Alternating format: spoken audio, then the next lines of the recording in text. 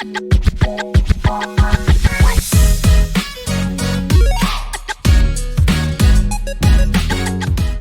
hi. We're back with another video. I'm actually gonna turn the game down just a little. We're playing Katawa Shoujo, a dating game as far as I actually remember. One of my friends, pt1, actually recommended it to me, so I'm actually gonna check it out and actually thought might as well make a video on it. So yeah, you guys for actually joining. Let's actually see how this is. Actually, I have no idea exactly what I'm getting myself into, so. A light breeze causes the naked branches overhead to rattle like wind chimes. And this is a popular retreat for couples. The summer, the des- deciduous, I don't know, trees provide a beautiful green canopy far out of sight of teachers and fellow students. But now, in late winter, it feels like I'm standing under a pile of kindling. I breathe into my cupped hands and rub them together furiously to prevent them from numbing in this cold. Just how long am I expected to wait out here anyway? I'm sure that the note said 4 o'clock p.m. Ah, yes, the note. Slipped between the pages of my math book while I wasn't looking. As far as cliches go, I'm more of a fan of the letter in the locker, but at least this way shows a bit of initiative. As I ponder the meaning of the note, the snowfall gradually thickens. The snowflakes silently falling from the white painted sky are the only sign of time passing in this stagnant world. Their slow descent upon the frozen forest makes it seem like time has slowed to a crawl. Actually, because there was actually a little bit of a noise there. The rustling of dry snow underfoot startles me, interrupting the quiet mood. Someone is approaching me from behind. Actually here to take me out. Hi. So, you came? A hesitating, barely audible question. However, I recognize the owner of that dainty voice instantly. I feel my heart skip a beat. It's a voice I've listened to hundreds of times, but never as more than a eavesdropper to a conversation. I turn to face the voice of my dreams, and my heart begins to race. Who is this? Hello, did you give me this letter in my book?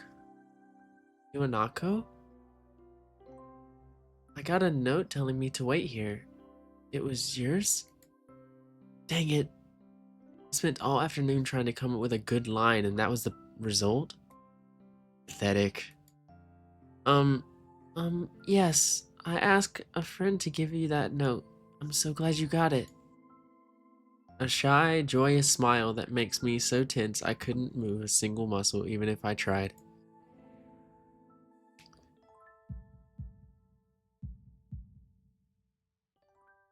Our heart? My heart is pounding as if it were trying to burst out from my chest and claim this girl for itself.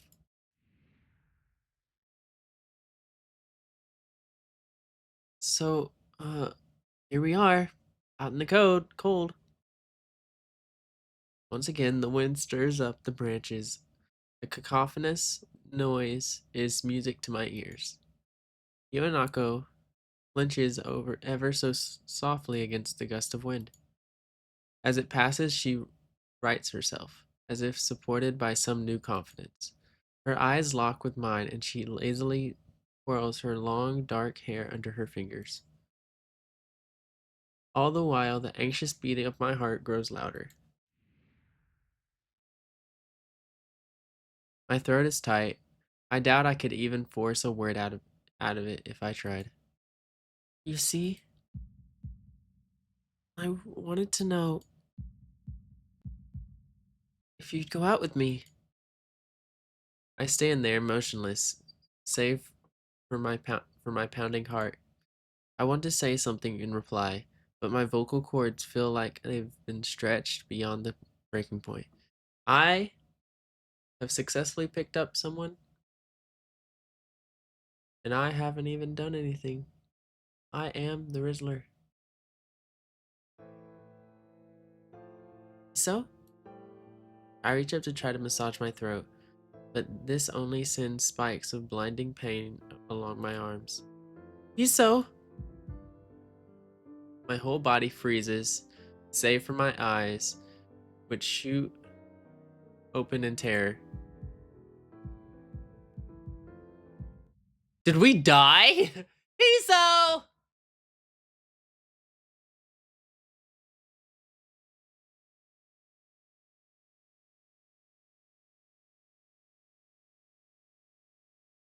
Around me, canopy of bare branches, the dull winter sky, Iwanako running towards me, all these fade to black.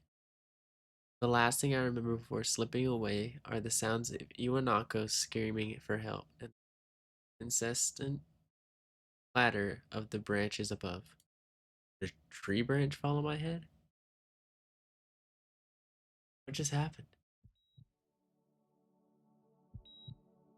I'm alive!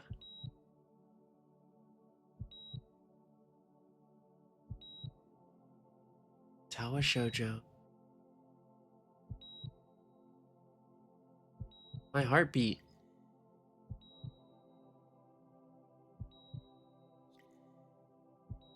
Anonymous 22. That's the only thing I saw there.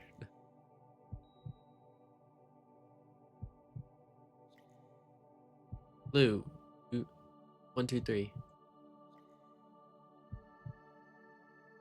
We're in an emergency room. All I can tell.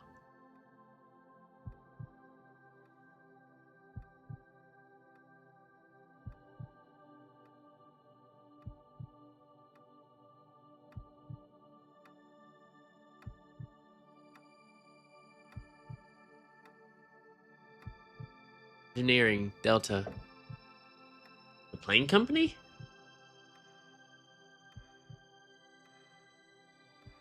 That's someone was breathing in my ear for a second. I was like, what?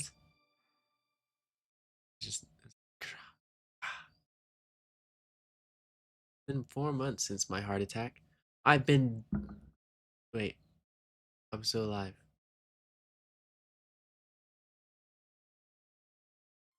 Dead for 4 months. I was like, in that whole time, I can probably count the times I've left this hospital room, unsupervised on one hand. 4 months is a pretty long time when you're left alone with your thoughts. I've had plenty of time to come to terms with my situation. Rhythmia?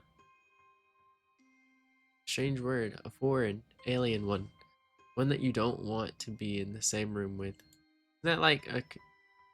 Yeah, a rare condition that causes the heart to act erratically and occasionally beat way too fast. It can be fatal. That's what I thought. I'm smart. I got a brain. Apparently, I've had it for a long time. They said it was a miracle that I was able to go on so long without anything happening. That just shows that my life is very uninteresting, and that was the first thing that actually made my heart beat that fast. Is that really a miracle?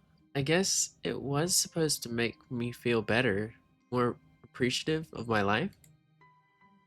I really didn't do anything to cheer me up. Didn't really do anything to cheer me up. My parents, I think, were hit harder by the news than I was.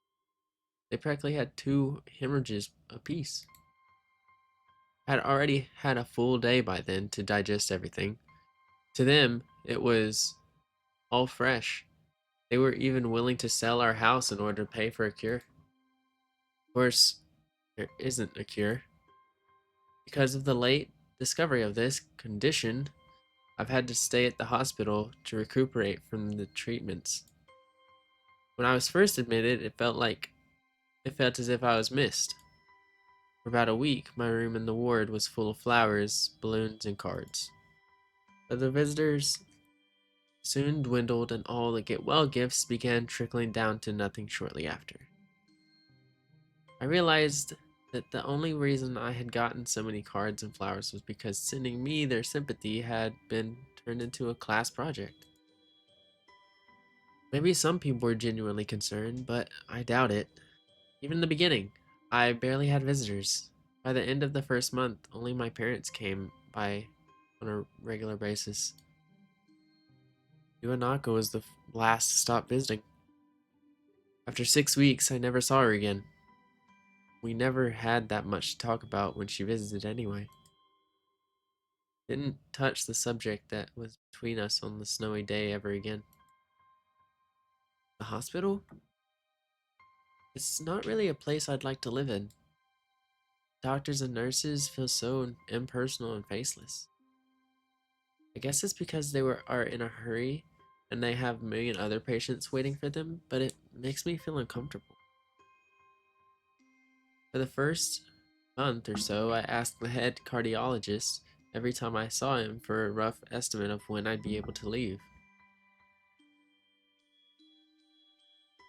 Never answered anything in a straightforward way, but told me to wait and see if the treatment surgeries worked. So, I idly observed the scar that those surgeries had left on my chest slowly change its appearance over time, thinking of it as some kind of an omen. Still asks Still ask the head cardiologist about leaving, but my expectations are low enough now that I'm not disappointed anymore when I don't get a reply. The way he shuffles around the answer shows that shows that there is at least some hope. At some point I stopped watching TV. I don't know why. I just did. Maybe it was maybe it was the wrong kind of escapism for my situation. I started reading instead. There's a small library at the hospital. Well, what to do? The hospital, although it was more like a storeroom for books, I began working my way through it, one small stack at a time. After consuming them, I would go back for more. I found that I liked reading, and I think I even became a bit addicted. Started feeling naked without a book in my hands. But I loved the stories. That was what my life was like. The days became increasingly harder to distinguish from each other, differing only by the book I was reading and the weather outside. It felt like time blurred into some kind of gooey mass. I was trapped inside, instead of moving within. A week could go by without me really noticing it. Sometimes I'd pause in realization that I didn't know what day of the week it was. But other times, all the things that surrounded me would painfully crash into my consciousness through the barrier of nonchalance I had set up for myself. The pages of my book would start to feel sharp and burning hot. The heaviness in my chest would become so hard to bear that I had to put the book aside and just lay down for a while, looking at the ceiling as if I was going to cry. But that happened only rarely, and I couldn't even cry. Today, the doctor comes in and gives me a smile. He seems excited, but not very. It's like he is trying to make an effort to be happy on my behalf. My parents are here. It's been a few days since I've last seen them. Both of them are sort of dressed up. Is this supposed to be some kind of special occasion? It's not a party. There is this ritual the head cardiologist has. He takes his time sorting his papers, then setting them aside, as if to make a point of the pointlessness of what he just did. Then he casually sits down on the edge of the bed next to mine. He looks me in the eyes for a moment. Hello, Hiso. How are you today? I don't answer him, but I smile a little back at him. I believe that you can go home. Your heart is stronger now, and with some precautions, you should be fine. We have all your medication sorted out. I'll give your father the prescription. The doctor hands a sheet of paper to my dad, whose expression turns wooden as he reads it quickly. So many. I take it from his hand and take a look myself, feeling numb. How am I supposed to react to this? The absurdly long list of medications staring back at me in the paper seems insurmountable. They all blend together in a sea of letters. This is insane. Side effects, adverse effects, contradictions, and dosages are listed line after line with cold precision. I try to read them, but it's so futile. I can't understand any of it. Attempting only to make attempting to only makes me feel sicker. All this for the rest of my life? Every day? I'm afraid that this is the best we can do at this point. However, new medications are always being developed, so I would be surprised to see that list fade over the years. Years? What kind of confidence booster is that? I'd have felt I'd have felt better if he hadn't said anything at all. Also, I've spoken with your parents and we believe that it would be best if you don't return to your old school. What? Please, calm down, Hiso. Listen to what the doctor has to say. Oh, it's the dad speaking. Calm down? The way he says it tells me he knew full well that I wouldn't like it. Am I going to be homeschooled? Forget homeschoolers. No, I'm joking. I know some of my friends are homeschooled or were homeschooled. Whatever my constant concern shows, it's ignored. We all understand that your education is paramount. However, I don't think that it's wise for you to be without supervision. At least, not until we're sure that your medication is suitable. So I've spoken to your parents about a transfer. There's a school called Yamaku Academy. It specializes in dealing with disabled students. Disabled? What? Am I? Has a 24-hour nursing staff, and it's only a few minutes from a highly regarded general hospital. The majority of students live on the campus. Oh, so you're taking me away from my parents also? How could you? Think of it as a boarding school of sorts. It's designed to give students a degree of independence while keeping help nearby. Independence? It's a school for disabled kids. Don't try to disguise that fact. If it was really that free, there wouldn't be a 24-hour nursing staff, and you wouldn't make a hospital being nearby a selling point. Of course, that's only if you want to go, but your mother and I aren't really able to homeschool you. We went out there and had a look of a couple weeks back. I think you'd like it. It looks like I really don't have a choice. Compared to other heart problems, people with your condition usually tend to live long lives. You'll need a job one day, and this is a good opportunity to continue your education. Man, dude, I can't speak. This is an opportunity. Don't call it an opportunity. Don't call it a opportunity. Well, you should be excited at the chance to go back to school. I remember you wanted to return to school, and while it's not the same one, a special school, that's an insult. This is what I want to say. It's a step down. It's not what you think. All the students there are pretty active in their own sort of way. It's geared towards students that can still get around and learn, but just need a little help in one way or another. Your father is right, as many of the graduates from the school have gone on to do amazing things. A person doesn't have to be held back by their disability. One of my colleagues in another hospital is a graduate. I don't care. A person doesn't have to be held back by their disability? That's what a disability is. I really hate that something so important was decided for me. But what can I do about it? Normal life is just out of the question. It's funny. I had always thought my life was actually kind of boring, but now I miss it. I want to protest. I want to blame this lack of reaction on shock or fatigue. I could easily yell out something now. Something about how I can go back to school anyway, but no. I don't say anything. The fact is that I don't know it's futile. I look around the room feeling very tired of all this. The hospital doctors, my condition, everything.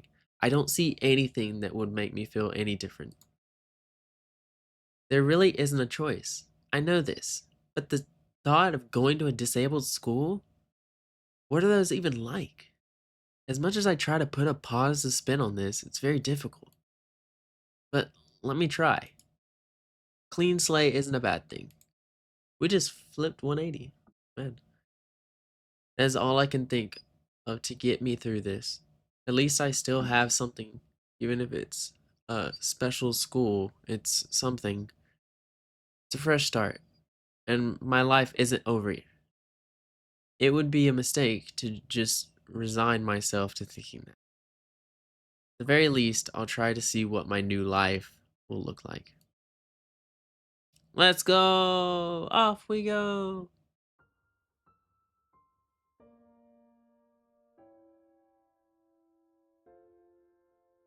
Act 1, life expectancy.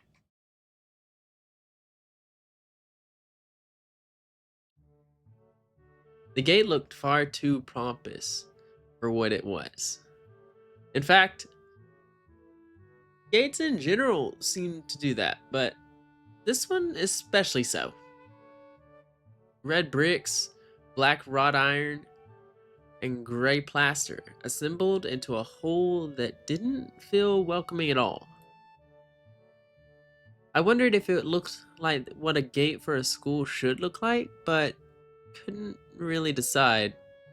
Probably no. Of course, I didn't want to go get stuck on thinking about the gate for too long, so I entered through it with a brisk pace that felt surprisingly good. Moving forward feels good.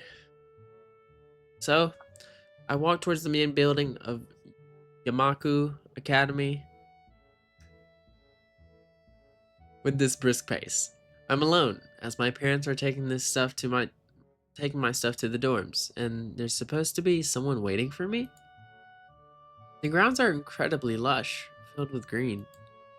It doesn't feel like the kind of grounds a school would have, more like a park with a clean walkway going past trees and the smell of fresh cut grass and all other park like things. Words like clean and hygienic pop into my mind. It makes me shudder. I shake them off, stay open minded now. It's your new life. You have to take it as it comes. That's what I tell myself. A few big buildings loom behind the leafy canopies, too big and too many for just a school. Everything seems off. It's different from what I thought I knew about schools. It's an uncanny valley. Even though I was told this is my new school, in the back of my head, it doesn't feel like one. I wonder if the feeling is real or caused by my expectations of a school for the disabled. Speaking of that, I don't see anyone else here. It's kind of eerie. It makes me wish there was somebody here so I could anchor myself to something tangible instead of having this feeling that I stepped into another dimension. The trees hum with the wind, and the green hues flashing all around me catch my attention. It makes me think about hospitals again. How they say that the operating rooms are painted green because green is a calming color? So why am I feeling so anxious, despite all this greenery? Only after I stand in front of the haughty, dude, this music got loud.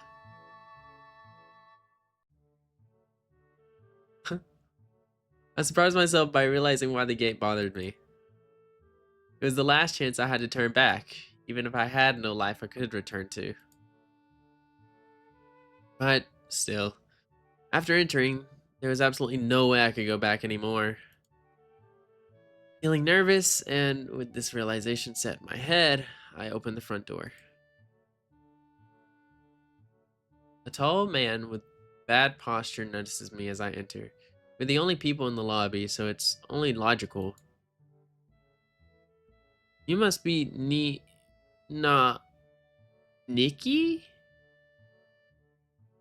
Ikai.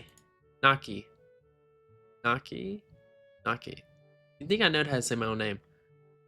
So you are. Excellent. I'm your homeroom and science teacher. My name is Muto. Welcome. We exchange a handshake that is neither firm nor sloppy, and he looks at his watch. The head nurse asks you for a brief check-in visit, but there's no time for that now. Oh, should I go later? Yes, afternoon is probably fine. We should get going and introduce you to the rest of the class. They're waiting already. Waiting for me? I don't really like being the center of attention, but I guess it's inevitable in a situation like this. Somehow, not knowing what is waiting for me makes me feel really nervous. Thinking of this, I almost miss what the teacher is saying.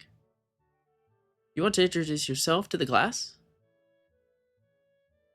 Yes. Yeah, sure. I mean, isn't that normal? Of course, but not everyone likes to be at the center of attention. I don't, but I'll take it. I'm probably one of those people, but I guess I should be the one to give the first impression of myself. But especially since the teacher doesn't really know me, so we'll take it. Right, but it's no problem. Let's go then.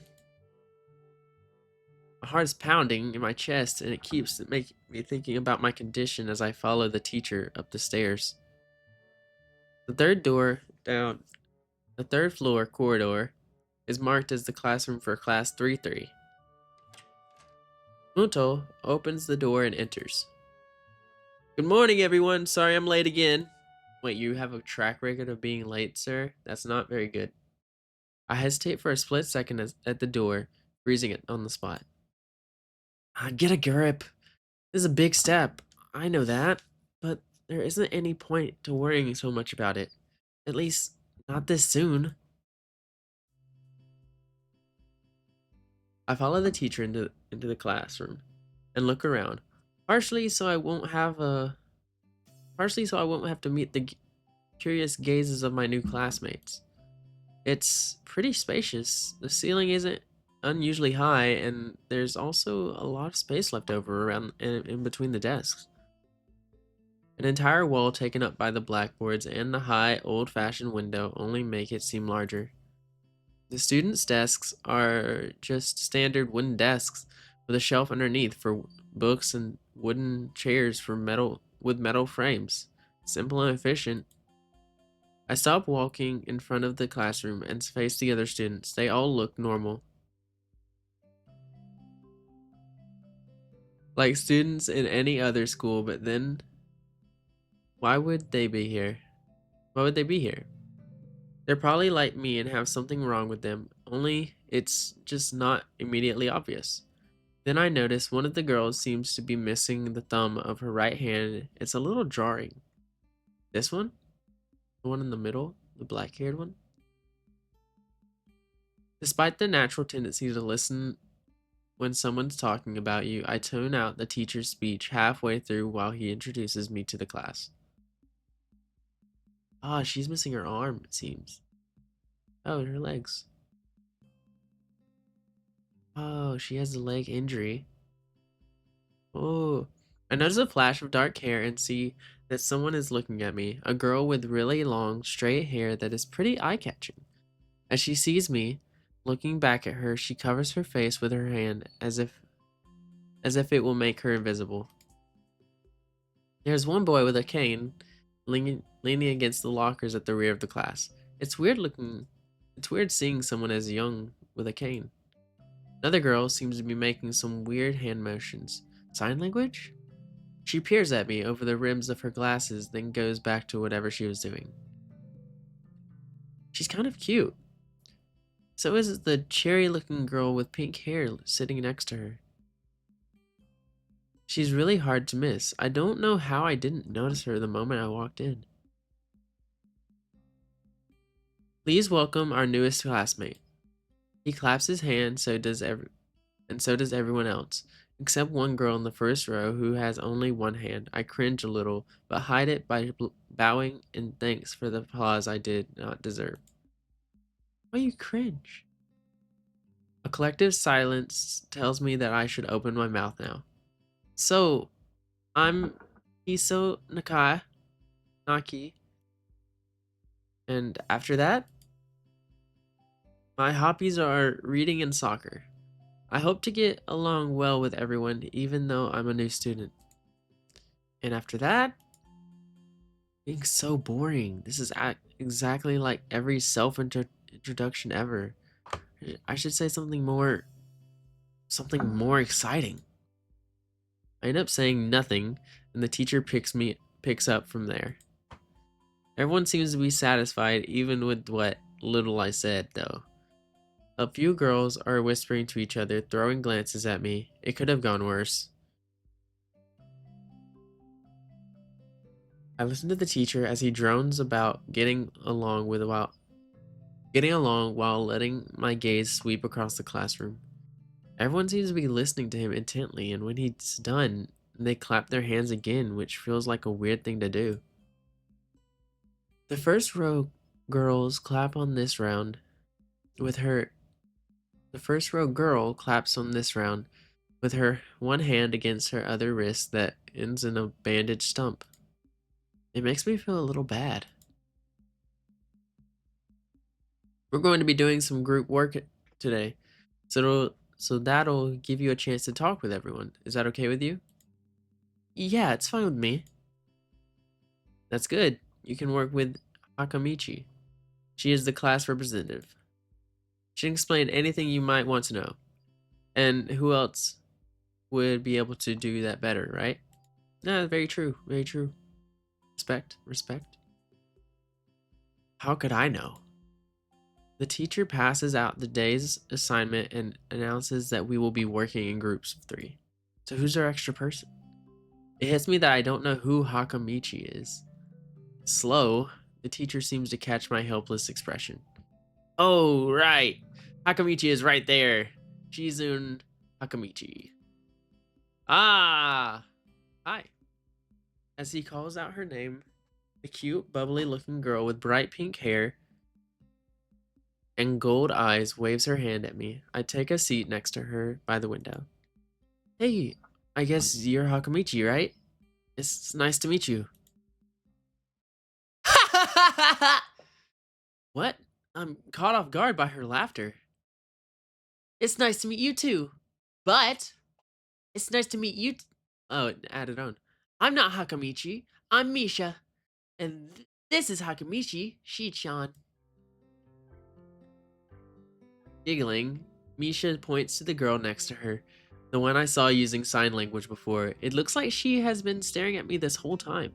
She nods once nonchalantly to show that she acknowledges my presence, but only barely. She has short, yet carefully, neatly brushed hair, a pair of oval-shaped glasses balanced on the tip of a dainty nose, and dark blue eyes that seem to alternate every few seconds between analytical and slightly bored. It's nice to meet you. Got it. She immediately looks at Misha, who smiles and makes a few gestures with her hands. Hakamichi nods and makes a few gestures of her own. I start to wonder if the teacher was messing with me, saying things like, you'll be able to talk to people, and who better to explain things to you. He's right. Does she speak in sign language? He tricked us.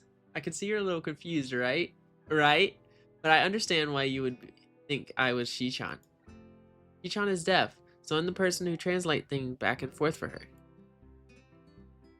I'm like an interpreter, she says. She says it's nice to meet you too. You're the new student, aren't you? I just got presented, so I'm assuming so. Well, Shi-chan, of course he is. What? I'm so confused. You're the new student, aren't you? Well, Shi-chan, of course he is. If he wasn't, he would have been standing there. He would have been standing up there for no reason, right? Right? He seems like a very interesting person, doesn't he? We knew there was going to be a new student, but we didn't know you would be here today. So soon. Hichan, right? Hichan? Yep. It fits, doesn't it?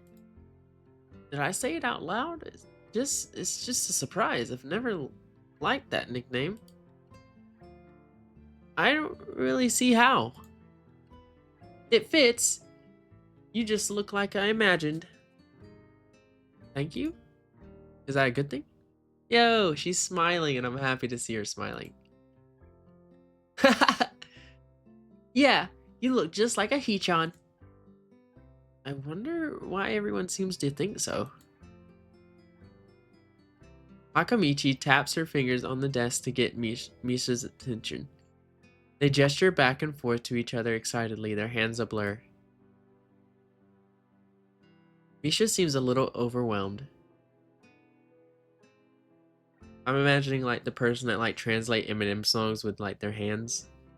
Like and like whenever they're actually translating his whole rap for his concerts, like with their hands, and it's like insanely fast. Whenever he says it like in a blur, that's what I'm imagining. Sorry about that. Shichon wants you to know that she's the class rep, so if there's anything you need to know, you can feel free to ask her. Do you like the school so far? We can show you around a little, if you haven't had the time to walk around and familiarize yourself with it. Oh, she's asking, familiarize yourself with it. Misha stumbles with the hard word a bit, making it stick out in her otherwise fluid translation. Thanks, that would be pretty helpful. Yeah, I just kind of came straight to class today. Why she look mad at me? That's no good. You should always try to learn as much as you can about where you're going before you go there, not just with school either. Always, even if it's a trip to the convenience store. Really, Shichan? Learn about where you're going? I guess I didn't bother to do that, or just didn't care enough to do so. I didn't look forward to this, even if I committed myself to go along with it. Halfway, but anyway. I don't say anything, and Misha signs something that ends in a shrug. What was that? It seems like it was about me. I feel like slumping over in my seat.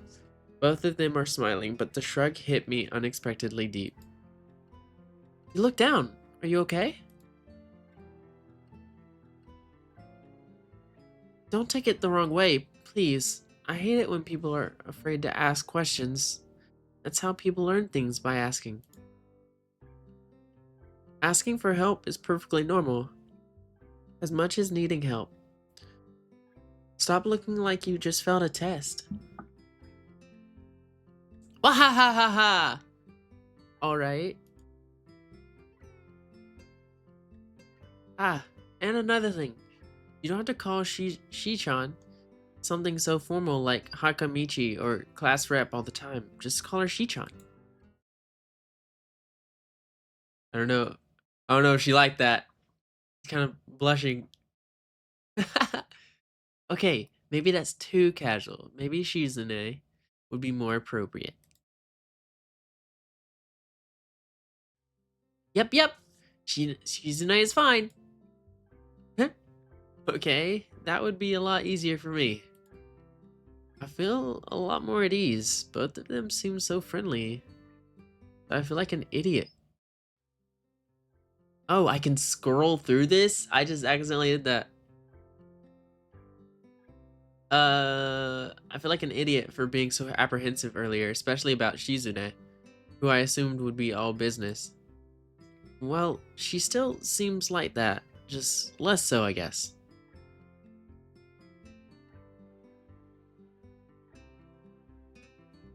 Huh? Oh, right, we haven't even touched the assignment. We should start work now, or Shichan will get mad. The assignment is also kind of long, so we should start now if we want to finish it before the end of class. That too. Shizune glares. Shizune glares at the two of us impatiently. I don't need to know sign language to understand that. Okay, okay, I get the message. After class, we can take a walk around the grounds together. It's a nice day today. Okay? The assignment is actually very challenging to get through, combining aspects of being both difficult and unnecessarily long. Still, we finish it a few minutes early than we finish a few minutes earlier than anyone else in the class. Despite our late start, Shizune and Misha are really capable. They're quite different though. The class rep is as calm and professional as she looks, while Misha is a little more playful and girlish. Not to mention a little more easily distracted. To be honest, the two of them did most of the work. I feel guilty about that. The clock tower rings, signaling the end of the period. Time for lunch. Without knowing what else to do, I follow Misha, who is beckoning me into the hallway and down the stairs. We descend even below the lobby where I met Muto. That's the teacher. Down to the bottom floor. I'm having to get names correct in my head before anything else. Just like everything in the school, the cafeteria seems too spacious and oddly modern in contrast to the classic exterior. Its big windows open to the courtyard towards the main gate. Misha! It's the cafeteria! Her enthusiastic statement of the obvious makes people around us stare, but Misha doesn't seem to care, so we proceed to the line.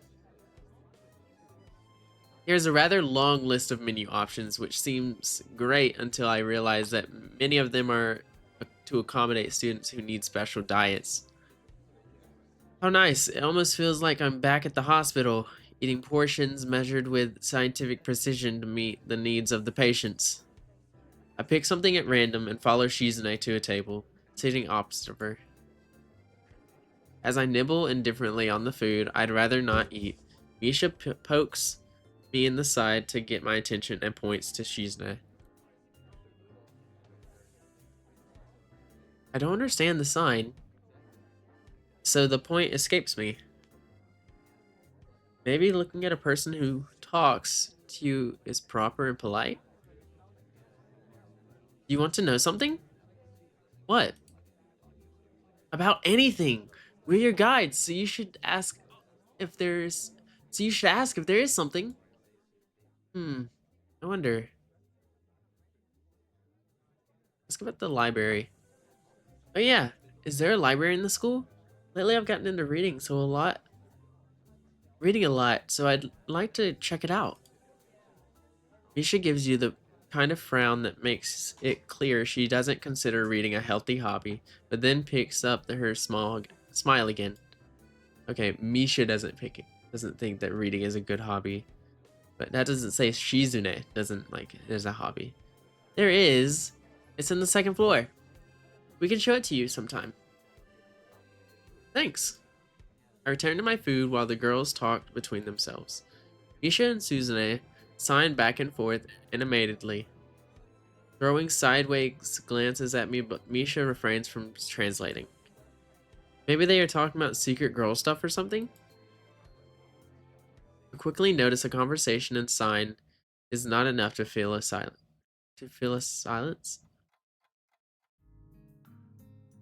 We arrive in the classroom early, but we're not the first. That dark-haired girl I noticed before is slumped over at her desk at the last row. She jumps a little when Misha crashes into the room with elegance of a rhino. Like a bull in a china shop. She shrinks deeper into her seat. I can feel her tension all the way from here, as if she were slowly turning into a stone just from our presence. Misha and Shizune either don't notice her or don't mind it, as they walk directly past her to their seats and begin to converse. She now is gone. I'm left wondering about her, even when the classroom slowly fills with other students and finally the teacher. Getting into the rhythm of school feels strange. It's as if my brain remembers how that is done, but my body doesn't. Towards the end of class, I start yawning and counting the minutes left. I shouldn't be this tired on my first day of school. Maybe it's the long time spent in the hospital that made me like this. I'm even feeling physically weak and lifeless. Like, get me out of here. Just stare at the clock until time finally runs out. Before long, the final bell rings. School is finally over for the day. Let's go! Beside me, Misha and Shizune are having a short conversation. After a bit of deliberation, Misha turns to me. Unfortunately, we can't stay and show you around today, Ichan. We've got to hurry already, since there's a lot of work for us to do. You'll find your way around here. I'm sure of it. No, wait. The teacher said I'd have to see the nurse. Where do I have to go? Is that so? We can at least show you that much. Come on. The nurses have their own building, so we have to go outside. We join the flow of students making their way down the stairwell and outside, with the girls pointing out other senior classrooms in the same hallway as ours. When we get outside, the girls make their way to the smaller building right next to the school. It's built in the same style, so it looks like it's actually a part of the main building. This is the auxiliary building here. There's a lot of official and important stuff inside, like the Yamaku Foundation office and all the nurses' offices. They even have a swimming pool. How is that official? Shizune looks mad. Don't be silly, Hichan. It's for physical therapy, of course. Anyway, all the nursing staff facilities are in there too. The head nurse is... dude, I can't say it. The head nurse's office is on the first floor. You'll be fine from here, right? We'll be going then. See you tomorrow. Yeah, thanks. Bye. A whole building for stuff that has nothing to do with the actual education. I guess it's necessary for a place like this. I walk in, hoping that this really will be only a quick visit with, like the teacher said. On a white door on the left is a green cross with the text, Head Nurse, and a nameplate. A voice from the inside responds to my knock, almost immediately, but I can't quite make it out. It sounds a bit like an invitation to open the door, so I invite myself further in. The room is not large and it smells strange. A friendly-looking man turns around on his office chair to face me as I enter. His desk is neat and tidy, but the bin under the table is overflowing with used medical utensils, and there are at least a dozen coffee cup rings lingering on the desk. Hello there! What can I do for you today? He is young looking and sort of rugged, but the dimples in his cheeks wash that impression away when he smiles. Are you the nurse? He smiles like a person who has heard of this very same question hundreds of times. Why, yes, I am. It says so on the door, no? You can call me by my name or just the nurse, like everyone else. Of course, I shake off my confusion, realizing I probably should grab his extended hand. His handshake is rather firm and friendly. Right. I'm a new student with my homeroom teacher told me to come and meet you. My name is Hiso Nakai. His eyes light up with revelation and he snaps his fingers. Oh, you're that Nakai! I was just reading your file this morning. Some kind of chronic arrhythmia and related congenital. Yes, dude. Heart muscle deficiency, right? He gestures me to sit down in a vacant armchair in front of his desk. Yes. Good. Well, you've probably been briefed about the school enough, right? So I'll just go over this quickly. We all have We have all kinds of facilities available, mostly physical therapy and such.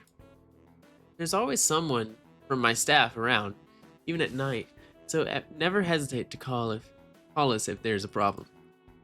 The famous 24-hour nursing staff. Wow, this is like a hospital. Well, not exactly. For instance, we don't do brain surgery here. His joke feels so out of place that I'm left thinking why he even said it. Yeah, just that it's really weird to have so many medical people at school. You'll get used to it. I'm not so sure of that myself, but I don't let the nurse know that. Now, let me just find your file again. While he searches for something from his filing, while he searches for something from his computer and shuffles stacks of paper around, I let my gaze wander around the room. It's the epitome of generic, I'd like to say. Beige walls and ceiling, dark gray laminate flooring, and all that equipment you'd expect from a school nurse's office. Even the ridiculous educational posters are hanging on all four walls, reminding me to eat properly 3 times a day and from all the food groups. Smiling, the nurse draws a thick file from a stack of similarly thick files and opens it. So, you already have a medication for your arrhythmia. Just remember to take your pills every morning and evening, or it won't be much help. Apart from that, do you do any sports? Rash stuff like, I don't know, boxing? Because don't want you getting knocked out there, you know? He grins to his own joke, but I don't. Well, I played soccer occasionally with some classmates. Alright, I'm afraid I'm going to have to recommend you refrain from doing that. At least for the time being. Oh! My lack of reaction makes him raise an eyebrow. But really, I'm not too bothered by him forbidding me to kick a ball around. I guess I never did it out of burning passion for the sport, just to have something to do. Any kind of concussion might be very dangerous to your heart, and risking another attack is not a good idea. Was the previous one caused by a sudden concussion to the chest area? There's no mention of the cause in your papers. Not exactly. I sidestep the question acceptably, and he glances at me over his papers with a more serious expression on his face. Still, you need to keep your body healthy, so some exercise would do you good. We have physical therapy and such available, as I said, but I don't think you really need such heavy measures. Just get some light exercise regularly. Brisk walks, or even light jogging. Jumping rope, that sort of thing. Swimming? Maybe? There's a pool here. So I was told. You were? Very good. At any rate, I'm sure you've been told this before. You just need to take care not to overexert yourself. He wags his finger to emphasize the point. No need really. I've heard this 1,000 times already. Absolutely no one necessary risks. Take care of yourself. Okay. He goes over my papers one more time and sets them on the desk, obviously content. Good. That's it then. Come meet me if you ever need something. I'm ushered out before I even realize it. A quick visit indeed. I end up standing in front of the main building and the auxiliary building. Although, to my eyes, they still look one and the same. It's the first real look I get at the other students, so I watch people coming out of the school, going towards the gate of the dorms. Everyone seems to know where they're going, and I still keep thinking that most of them don't look too special for being students at a special school. Then again, neither do I. Does that make me one of them? One of us? I should go somewhere too, to prevent me from getting lost. It's around dinner time, but I feel tired instead of hungry. The weariness in me only grows as I trudge towards the dorms, set a little way apart from the main building complex. There's a garden of sorts between the school and the dorms, shrubbery, flowers, and that overbearing smell of fresh cut grass that fills the atmosphere. It dawns on my tired mind that the feels novel because I haven't been outside at all for so long. The dorm building is big and made of red bricks. Like the others, it feels way too pompous for what it is, so I push forward going inside. It takes more time than necessary to fish out the key I was given from my pocket. Room 119. Despite the ornate exterior, the inside of the dorm is fairly new, functional, and boring. Just like in the main building, the halls and doors are wide to accommodate wheelchairs. The same goes for the elevators at the end of the hallways. I poke my head around the corner of the common room door. Inside, a few students are watching the television. One nods and gives a quick hello before turning back to the TV. Seems that only the girls around here are sociable. I suppose that's perfectly fine with me. I climb the stairs to the upper floor. Here, small corridors branch off from the main hallway. Each of these minor halls seem to have a toilet and a shower, as well as 4 rooms.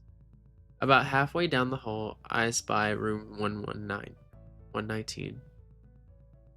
The nameplates on the room adjacent to mine are blank. I guess there are just 2 of us here?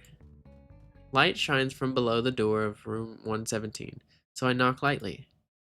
Hello? Is anyone home? From inside, I hear a few movements, then the clicking of way more locks than I thought these doors had. After a moment, the door squeaks open.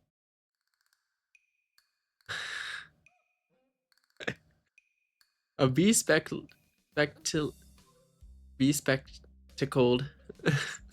boy is standing in the doorway. He is looking at me very intently through his extremely thick eyeglasses. Who is it? Blind? No, at least not completely. Why would he have eyeglasses if he was? He leans closer to me until our noses are almost touching. His breath stinks of garlic. Shiso Nakai. I'm moving into the next room.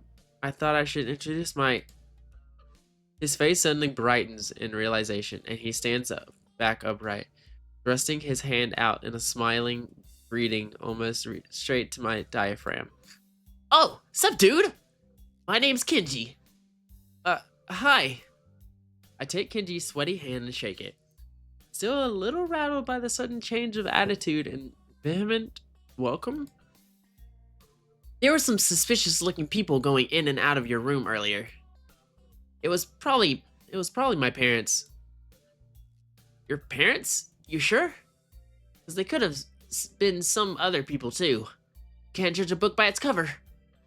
His out-of-place proverb is left hanging between us awkwardly as I try to think of some way to respond. I'd say the chances are high enough. He shudders and makes some exaggerated hand gestures. You're a brave man, Hiso. Me? I don't think I could trust the chances. The only one I trust is myself. Does that mean I shouldn't get to know you either? He thinks about this for a while. A wise decision. Dang! You are smarter than you look. Probably. What do you look like? I hope not smart. He squints his eyes and leans closer again, but I lean backwards to dodge it. Never mind. It doesn't matter. With that, he turns, fumbles around for a moment in search of the door handle, and shuts the door behind him. I slide the key into the lock of the door marked 119. Bleak beige walls, white linen, and a desk made of some type of light wood and ugly curtains. It's no one's room, impersonal, like my hospital room was. My bags are sitting at the foot of my bed, looking a little emptier than they did this morning. The closet is sitting open, stocked with my clothes. Also, it seems that there's a number of school uniforms hanging in there as well. A note is pinned to the sleeve of one of the shirts. Hi, Hee-chan. We've unpacked your things and made your bed. They said that if these don't fit, then you should go to the office tomorrow. If you have any problems, you can always call us. Love, Mom, and Dad. Well, at least I don't have to worry about unpacking. I kind of hoped I would have. Then there would be something to do. It's still too early. I put the note down on the desktop and lie down on the bed, feeling drained. Lying there makes me want to read something, but I have nothing with me. I wonder if the hospital conditioned me for wanting to read whenever I have nothing to do. The restless urge to keep growing until that restless urge just keeps growing until I have to stand up. Maybe it's stress or something. I was pretty nervous about it before coming, and for the entire day today too. I still am, I think. Dang. I have to distract myself somehow so I don't be this unnatural all the time. Tomorrow, I'll go borrow some books from the library. Yeah, I'll do that. But for now, the bottles of medication neatly arranged on my table catch my eye. I pick up one and shake it just to hear the contents rattle inside, and then read the glued on pharmacy label. Kisa Nakai. 2 tablets daily to stay alive. What the heck? 2 tablets daily to stay alive. It doesn't really say that, but it could just as well. It's kind of twisted, having your life depend on chemicals like this. I resent it a little, but what choice do I have? With a sigh, I begin my new daily ritual of taking the right number of pills from each bottle, being careful to check the correct dosages. I lie down again, feeling hollow and uncertain, and after that, I keep staring at the blank, unfamiliar ceiling for a long time. It doesn't start looking any more familiar, not even after darkness falls and long shadows draw across my room like fingers. The sheets feel slightly more comfortable, warm and nest-like against the chill that passes for room temperature here. Soon the lighter shade of darkness that is the ceiling looks like every ceiling does at night, and it becomes the only thing I recognize anymore. The night beckons me to sleep, and I feel the coldness of unfamiliarity and fear creeping up my spine again. I keep drifting further away from the world I knew. Time to sleep. Time to be fall asleep and get the day over with. Katawa Shoujo.